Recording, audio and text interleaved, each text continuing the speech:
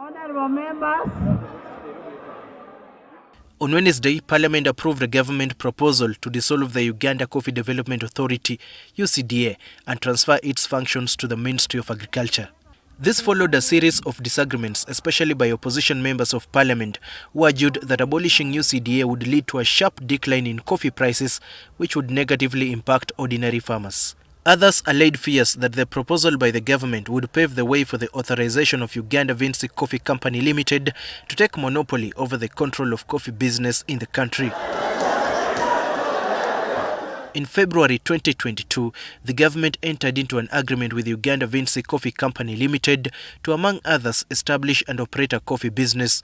This would include the development of a coffee processing facility at the Kampala Industrial and Business Park in Namamve and other parts of the country. Clause 4.2 of the instrument of the deed is very, very clear.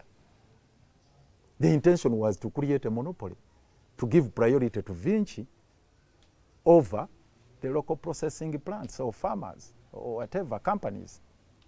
That was the intention, so they can't run away from that.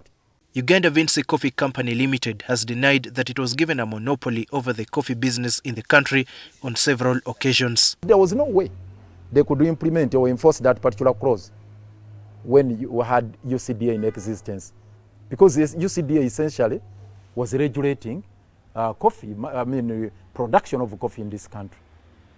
So if you had UCDA as a regulatory agency and you have that particular clause which arrogates or confers authority on government to decide who to give priority, when you have a statutory body like a UCDA, there was no way you could implement that particular clause, that agreement.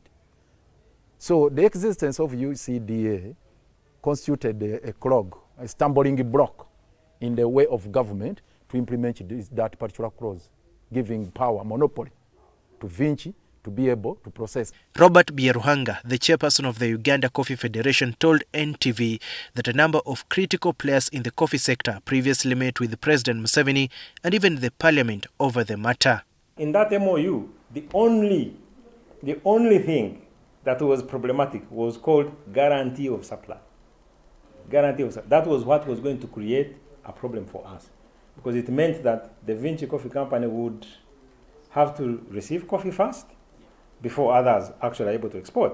But we sat down with everybody, all the stakeholders, including Parliament, including His Excellency, including the Minister of Finance, and explained to them that no, this one, it may not work. And we are glad. Everybody listened, as you know. They listened, and it is not that provision or that idea is nowhere in the amendment that was passed. But NTV cannot independently verify if indeed the controversial clause in the agreement between the government of Uganda and Uganda Vinci Coffee Company Limited was removed. So where does the passing of the controversial Coffee Amendment Bill 2024 leave Uganda Vinci Coffee Company Limited and the regulation of the coffee sector in Uganda? The discretion, according to that particular rule, is on the ministry. It's no longer now about any other agents of government taking a decision, that whether it's Parliament or it's Cabinet or whatever, now it is the ministry that has got those absolute powers, the prerogative now to determine who to give the license, who to authorize to process and export coffee or not. That is now their wide discretionary power. So that being the case, with the liquidation of UCDA and with the new developments we are having, where General Museveni is coming out assertively to tell whoever is standing in his way that please back off my coffee. The writing is on the wall that the road is being paved for Vinci to be the alpha and omega of processing and exporting coffee, in line with that particular clause. Actually, all this harabaru is about paving a way for that particular clause to come into play. However, the Minister of Agriculture refutes suggestions that the coffee business in the country could be monopolized by a single entity. We have refused to support other people who want to do value addition. Actually, I would support Pineti to come into the coffee value chain. I would support any other person. The more the better.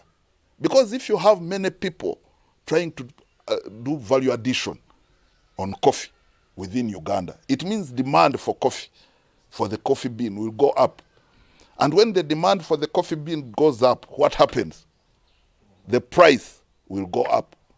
And when the price goes up, what will happen to the farmers? The farmers will become rich. It remains to be seen how the coffee business in the country will take shape under the newly passed law and how coffee farmers will be impacted. Daniel Kibet, NTV.